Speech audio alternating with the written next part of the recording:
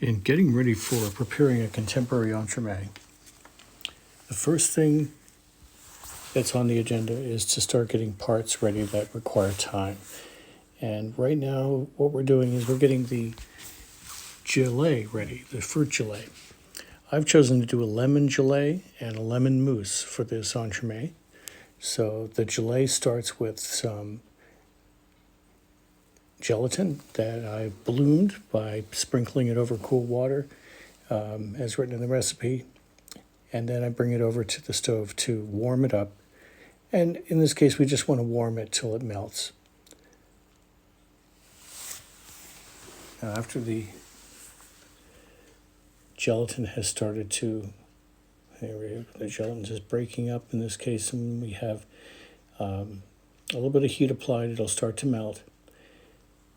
And we're going to add the sugar to the gelatin. I'm doing half a recipe of this gelée, so it calls for 2 cups in the directions, but I'm going to use 1 cup or 7 ounces of sugar.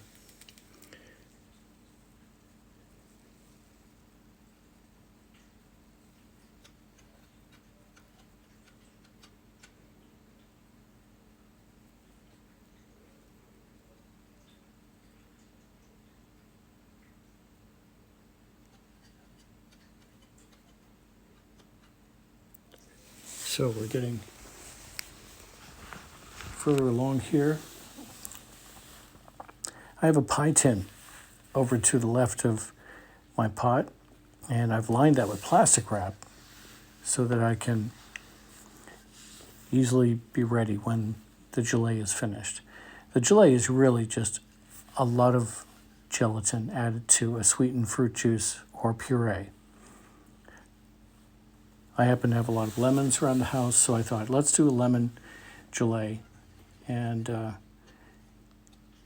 the key with lemon, though, besides the fact that it's fairly transparent, is that it also is very tart. So we have to add a sufficient amount of sugar to the juice to make sure that it matches the flavor profile you're looking for. So it's best to add sugar until you find that it is sweet enough and it is sweetened to taste.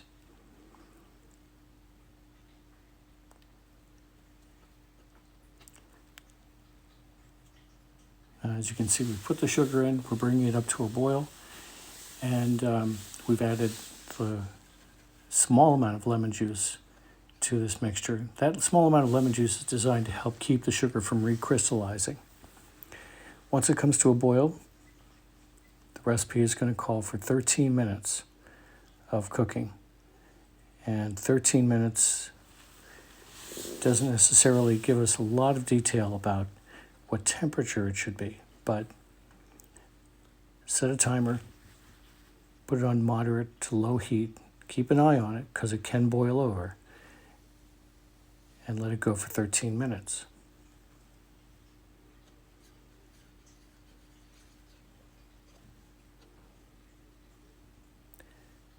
Now, one of the things I do here before I finally set it off to boil and simmer on its own is I take a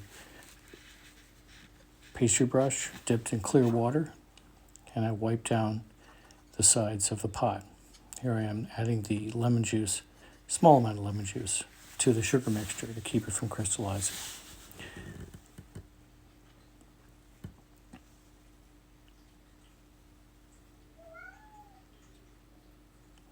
Adjusting the heat, trying to get it to a point where it comes to a boil, but not too vigorously. And taking the brush and just brushing around the sides of the pot to wipe down any crystals that might be forming on the side of the pot.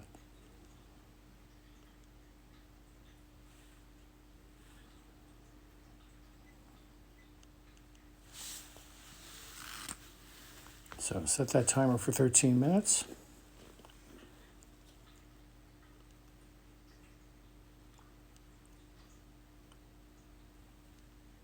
And you'll be able to work on other things while this is boiling.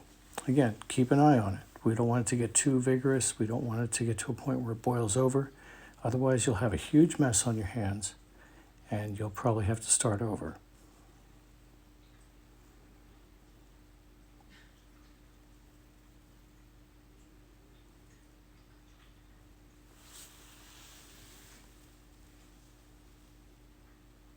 Once you're confident that you have the boil going at about the right rate, just go ahead and take care of some other things while you're waiting.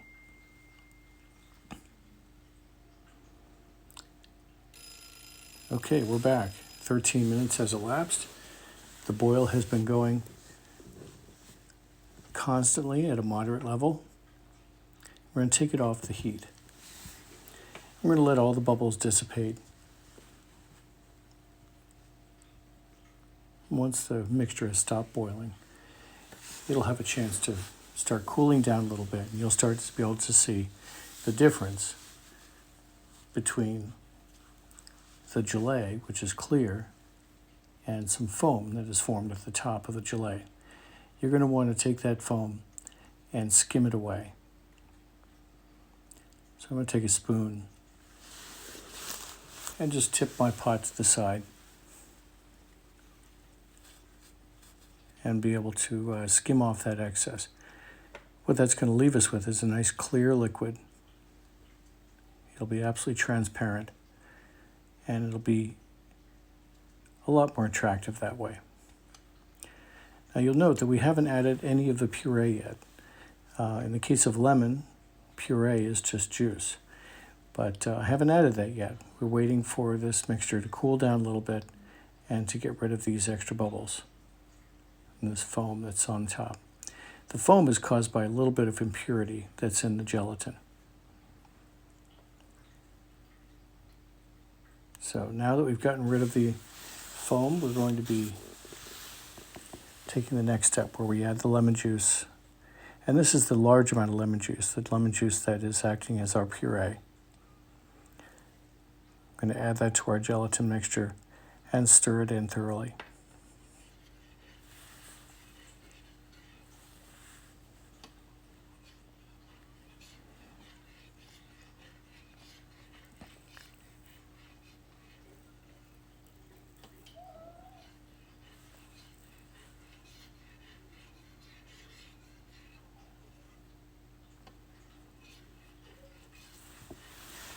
So now that we have the lemon juice in there, we're going to pour the gelée into our pie tin. And the pie tin is lined with plastic. That way it'll be easy to separate the gelée from the pie tin. But we're also going to top the gelée with some plastic wrap as well. We're going to place that on top in contact with the gelée and put it in the refrigerator to let it set. Now, normally you could leave this out at room temperature and it will set on its own. But as the recipe says, you should do it for about 12 hours. If you're doing this the previous day and you have that kind of time, that's great. Just set it in a safe place, covered, and it will gel and set overnight. Otherwise, put it in the refrigerator. It'll take about 30 to 60 minutes to get the gelée to fully set.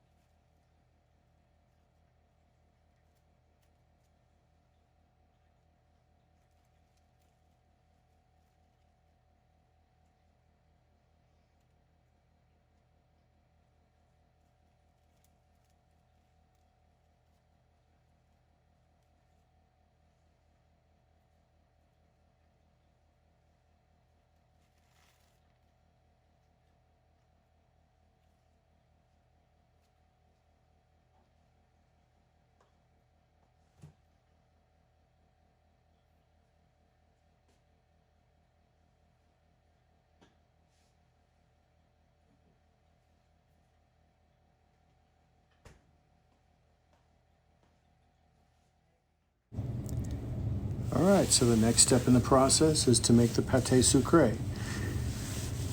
With the gelée safely in the refrigerator, the pâté sucré comes together with a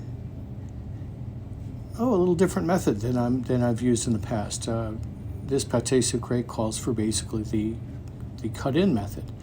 So I'm taking some butter that has been diced and some flour and powdered sugar, and I'm bringing those together until they're about the texture of coarse cornmeal. Trying to go slowly with my hand mixer here because I don't want to make a huge mess. As it is, it's starting to make a mess. We're getting some flour on the board and so forth, but trying very careful, just trying to be careful. I want to knock down the butter into small pieces. The butter is cold, so I want to make sure that it stays cold and that the pieces become very small and very separate and coated with flour.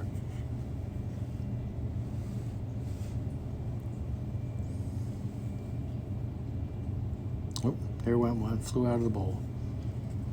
I realize at this point that this bowl is just far too shallow. It's just not going to be the right thing. So I've moved to a deeper bowl, something that's going to catch the flyaways as I'm going.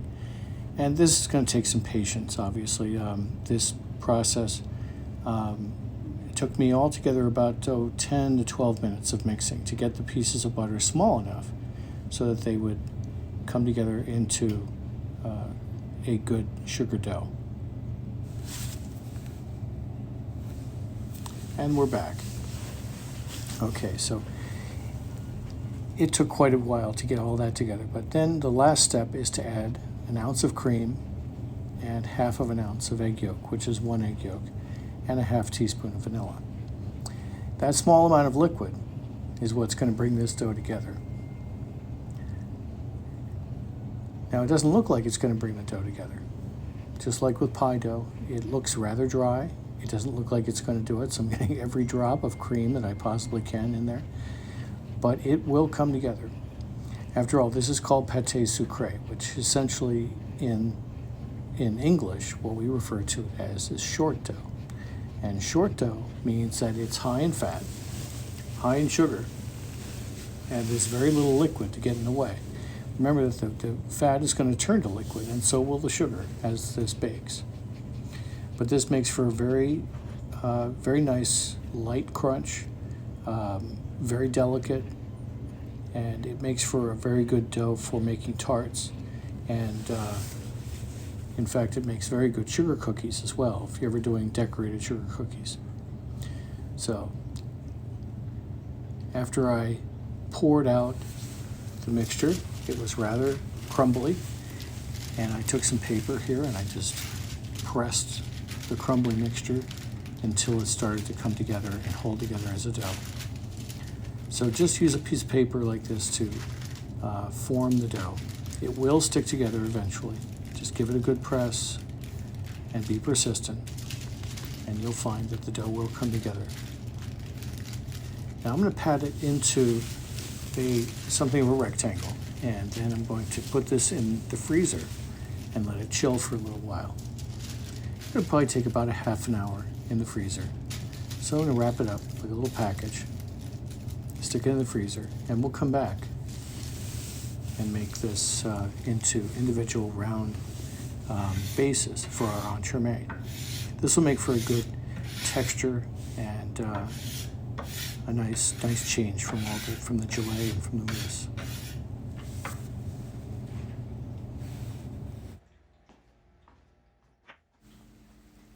Okay, so bringing the pâté sucré dough out, it is quite firm at this point. I'm going to use about half of it, I think, and wrap up the rest and put it back in the freezer. For this piece, I'm going to put down a little bit of flour, and we're going to roll this out to about 1/8 of an inch thickness. We're then going to cut out some rounds and use those rounds as bases. Oftentimes with an entremet, we want a variety of textures and flavors. And in this case, we're going to have a lemon mousse and a lemon gelée. It sounds rather boring. So we want to make sure that it not only has, good, intense lemon flavor, but it has a variety of textures, and that's what the pâté sucré is going to offer. We're going to have the lightness of the mousse, the density of the gelée, and we'll have this light crunch of pâté sucré, both on the bottom, and I'll put a layer in the center as well. So in this case, I'm cutting these out. I'm using the lid from a jar in order to cut these out.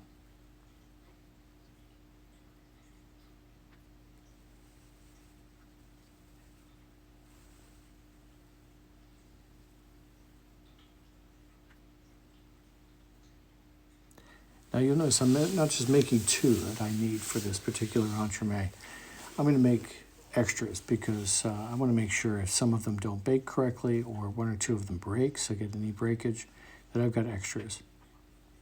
So I'll take my extra dough here, put that aside for another purpose, and we're going to take a fork and dock these. Just a few little pokes in each one just to make sure they don't curl, they don't puff, they don't change when they're in the oven. So they're going to bake for about 12 to 15 minutes at about 325 degrees until they're just lightly golden brown. And then we'll put them aside to cool before we assemble our entremet.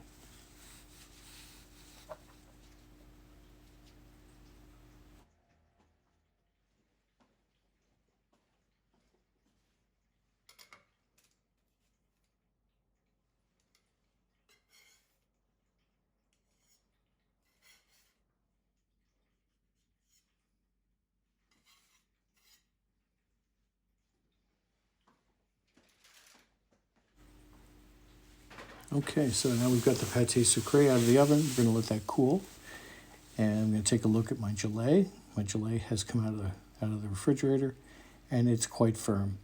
Plastic wrap is sticking to it pretty firmly, so I've cut out a couple of rounds using, I had a little small glass that I used to cut these out with. Basically, they're just rounds. They're about 1/4 of an inch thick. This mixture that I'm stirring now is the base for the mousse.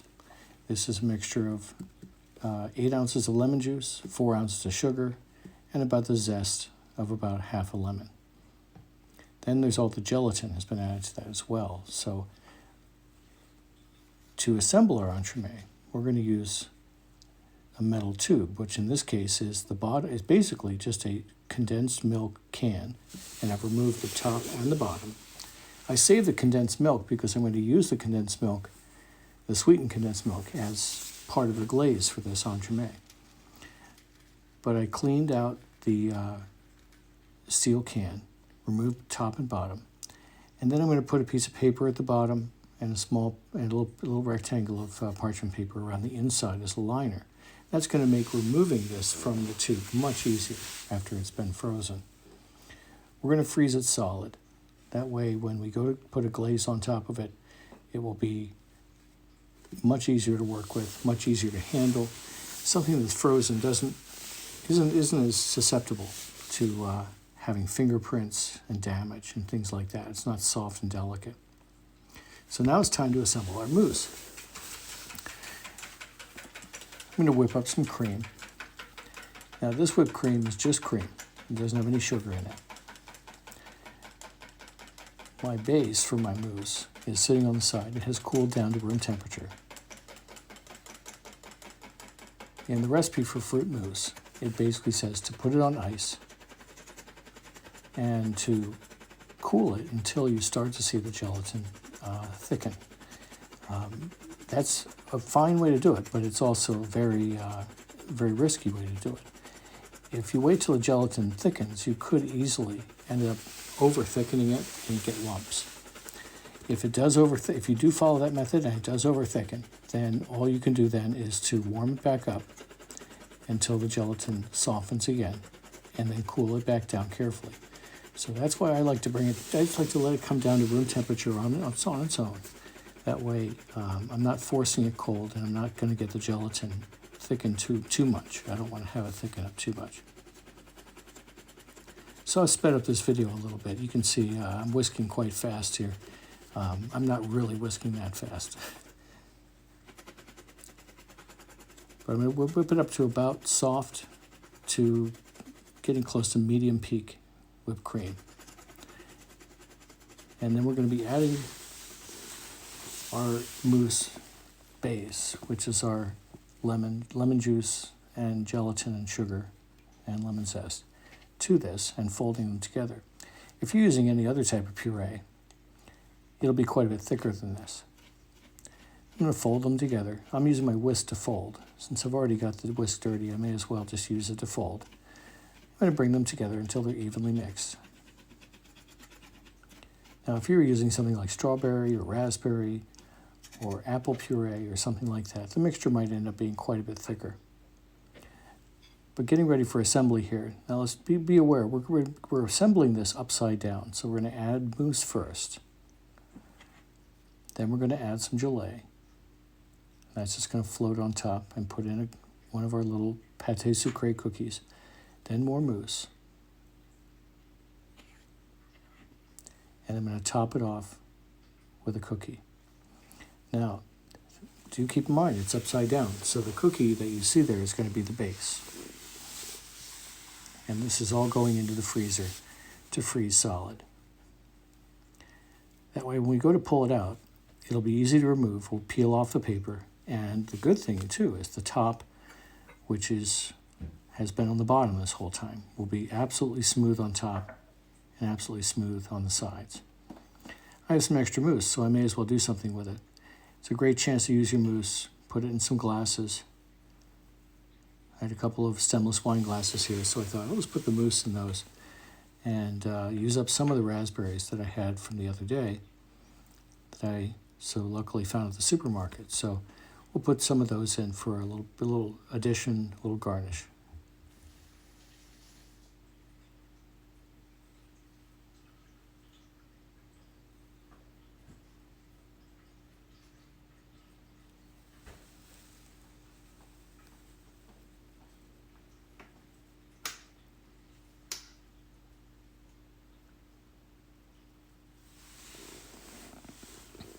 There we go.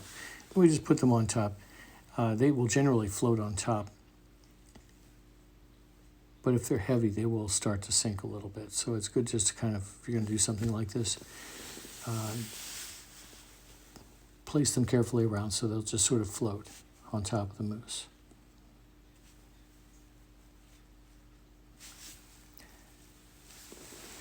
All right, so that about brings us to the end of putting together the entremet.